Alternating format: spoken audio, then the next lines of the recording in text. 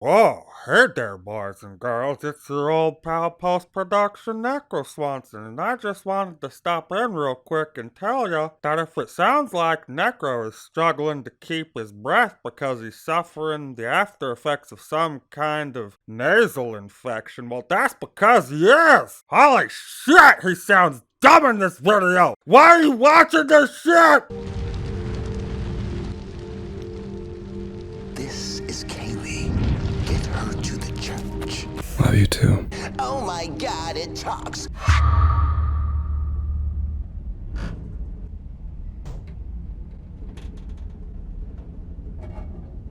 Peel's here!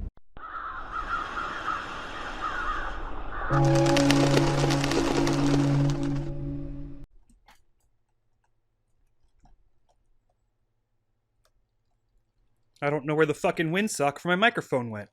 It was literally here like 2 fucking seconds ago, I swear.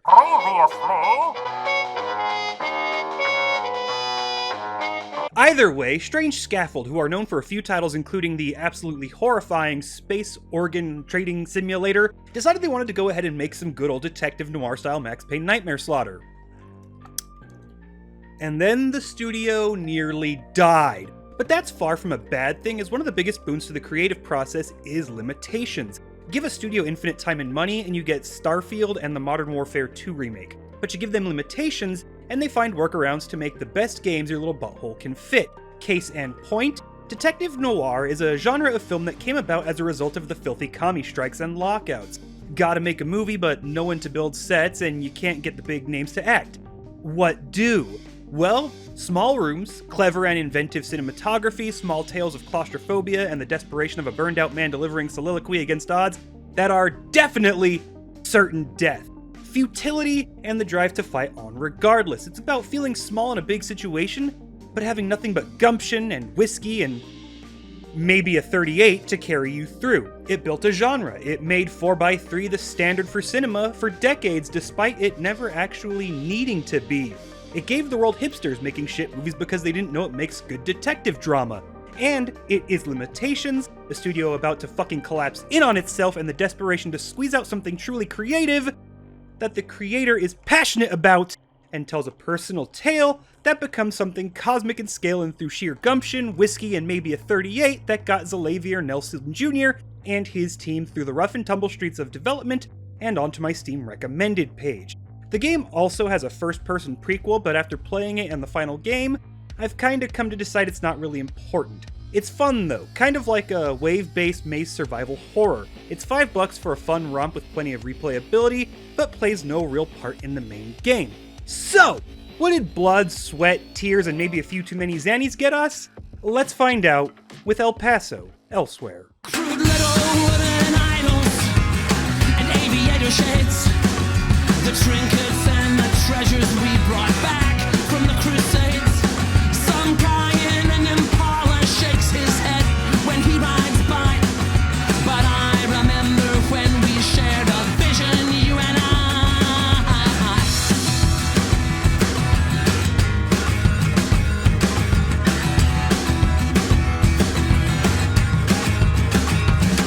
Worked hard to build this altar. We made it earn its keep. The cracks across its surface, spider web, while we're asleep. The sacrificial stains all spreading out and soaking through. But I remember when we kept it pretty, me and you. And high above the water,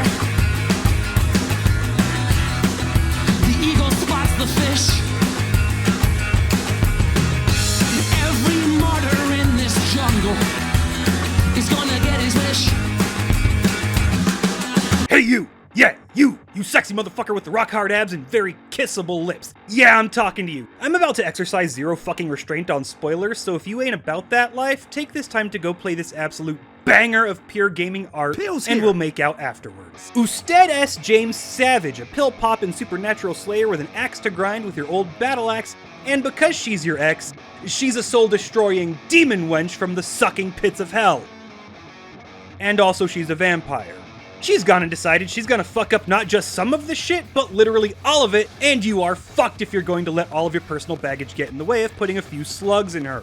The limitations detective noir and narrative styling start coming into play hot and heavy very early on. James has a problem. Uppers, downers, maybe even microdosing deliriants, I don't know, but he's got an addiction and cowbell won't help with that. It's his weakness, and it plays a heavy part in the narrative. James's endless drive to fight his personal demon against the game's constant drive to chug pills as they refill so little health, and his monologues about his addiction almost as if he's bargaining with it, begging for one last good day to end on a high note and be buried as a good man, rather than spending more days fighting the urge to be bad. He knows the player is going to make him chug pills, he knows he's powerless in the situation, and he's just begging for it to at least have a decent result even if it means he dies. Because he needs the pills, and the shit his ex is fucking up is on a cosmic scale. Dracula, the aforementioned whore of whores, is out in El Paso, Texas performing a ritual that will, I don't know, probably resurrect Nathaniel Arcady, and Lewis agrees that Ashcroft kinda sucks balls and has to put a stop to it, and the elevator only goes one way. Most of the narration is told in one of three places. Majority is in the elevator, which in classic noir is displayed as a tiny box descending the nether in full sight of the looming void.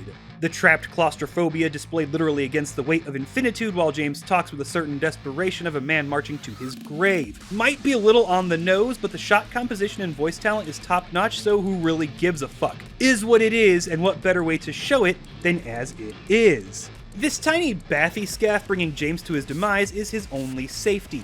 Clear a floor, get to the elevator, peace. And then the void turns that on him, and it's no longer Chariot delivering him to the final confrontation, it's a shambolic hearse, mocking what life he lived. Two other locations for dialogue dumping are a graveyard and a motel room. The graveyard really only shows up when James is reflecting on his relationship with Dracula, and the motel tends to be used when reflecting on the current situation. Max Payne will oftentimes reflect on enemy types and give the player information as to what they are, or reflect on how they're a manifestation of his mind pulled into reality by the void. And yes, it's all delivered with the same question and contemplation that makes the narration as important events, just as impactful as these asides. But it's not just cosmic forces and addiction. James has an inner demon that he must conquer because he needs to in order to conquer the outer demon. Dracula isn't just a vampire. If she were just a vampire, it'd be easy peasy methamphetamine. She's his ex. And she's a grade A psychotic abusive bitch. And I mean, there were lines that made me hate this woman and everything she stood for. The writers had the very good idea to have James point out that she never once laid a finger on him, but delighted in how she could frighten him into staying, making him scared of what would happen if he displeased her. Dracula herself drops the oh-so-classic, "I'm sorry you think I did that to you." The timeless go-to classic of gaslighting. She's the worst. Like the worst of the worst, and the best part is it's all so casual. She never once yells at James. She doesn't directly demean him. She uses his own words and fear of her as arguments against him and refuses to take any responsibility for anything. She meets his tone when speaking, and the game never once plays up that she's this horrible monster. In fact, James himself refuses to call her a monster, despite her being a vampire and him being a killer of that which bumpeth in yon night. Because being a monster is her out. It's what she wants to hear. If I am a monster, why not behave like a monster? It's not just an abusive personality, it's a dependent one. She needs to be seen as a monster, so she abuses the ever-loving fuck out of James so he will call her one, and she can have a free excuse to behave like a beast. It's a lot like how alcohol addiction works sometimes. But she ain't no monster, she's just a bitch. An omega bitch. The kind of bitch who is played by Meryl Streep starring opposite Goldie Hawn and Bruce Willis. Only it's not fucking funny. So James doesn't just need the pills. He doesn't just have to go through much worse struggle in facing Dracula. She needs him as well. She needs him as an excuse to do what she's planning to do. Coming down here to die is James's last out to have one last good day and die a good man. But it's also Dracula's out to stop trying to change and just be what feels good to be. I ain't gonna let these goddamn vampires beat me. There are two endings in this regard. Side note to the devs, don't think I didn't notice that Dracula's final words to James include a roundabout way of telling him that mankind ill needs a savior like him. I graduated high school. I can read words. Ending one I will just call the end. If you cause enough innocents to die, James's ending is as he lays out. He goes down there, he saves the world, he has one last good day and goes out. But You either have to outright kill the innocents, denying them to Dracula, or be careless enough to accidentally kill them.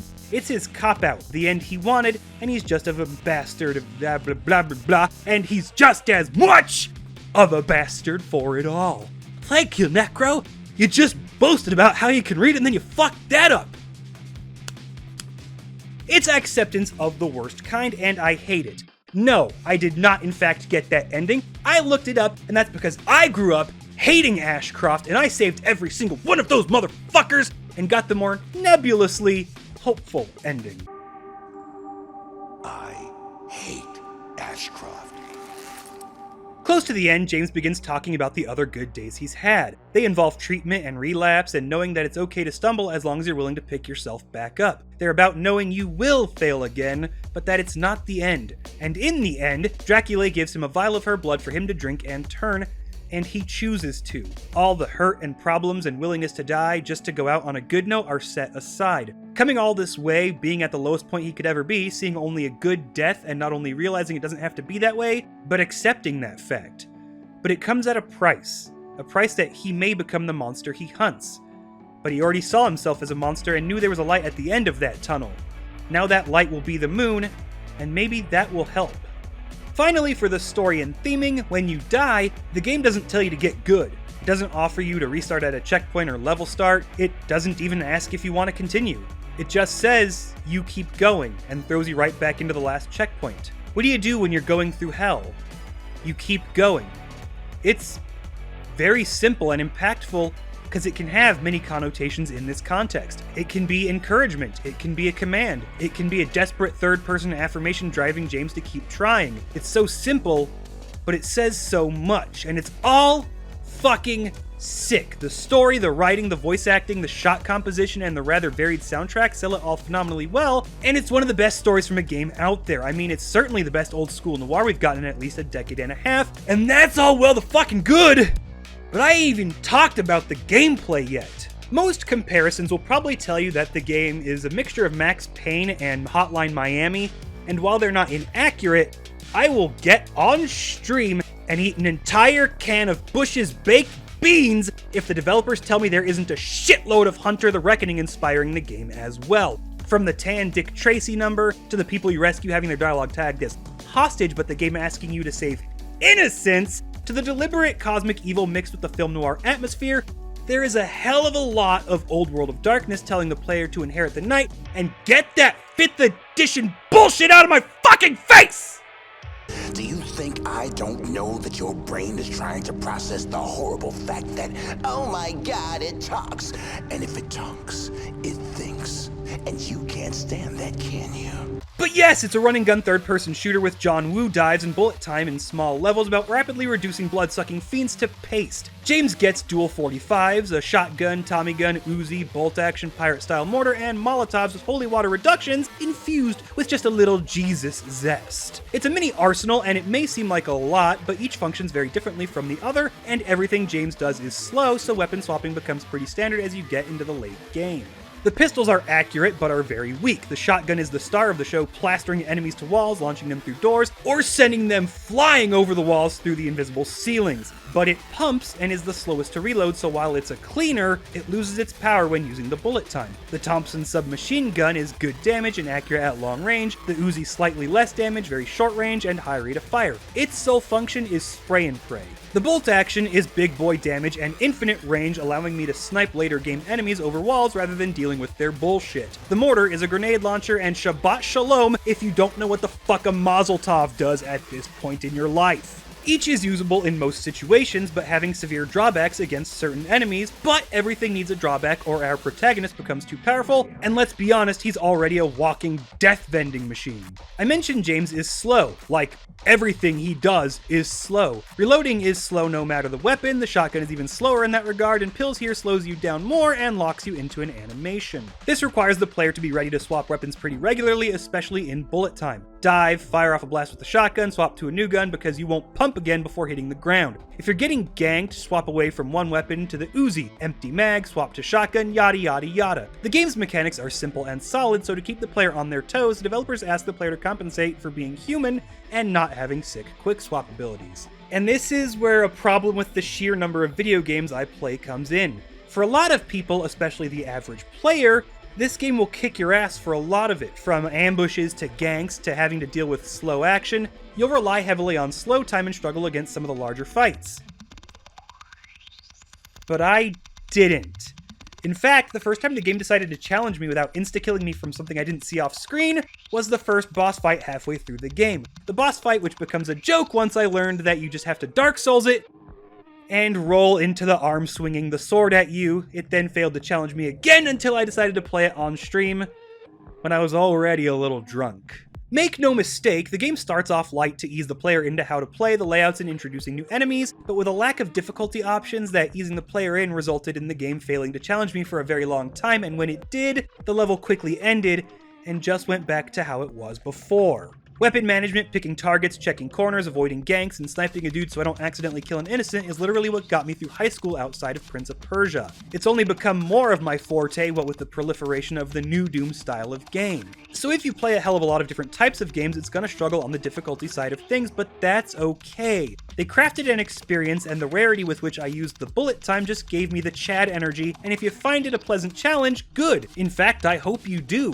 The desperate monologues and grueling lyrical bombs being dropped amidst the blood-pounding percussion will hit a lot harder when you're not John Wick fighting toddlers. Enemies come in a small but rather decent variety. First you have the vampire mummies who just want to run up and high-five you, then little werewolves who leap at you, then witch brides of Ackerman who hurl spirit bombs, then living armor who have weak points but once begin showing up you just insta-kill them with the stake, abominations, biblically accurate angels launching missiles that know exactly where the target is because they know where the missile is not, puppeteers, and the two bosses. They start off light but quickly move into coming in no small numbers, and the game isn't afraid to have a nice little rave at the now closed Ashcroft Penitentiary from time to time. The worst of the bunch are the brides and the puppeteer. The brides can give you the 1-2 nothing personnel kit, and if you aren't paying attention, insta-kill you, and the puppeteers run away while spawning tiny little marionettes to harass the player. When you know the latter is there, you have to prioritize them and risk enemies hitting you, or clear out the rest and risk the puppets overwhelming you. They introduce a nice bit of strategy and frenetic thinking to the gameplay. The abominations act as mini-bosses, they have multiple health bars but aren't tanky,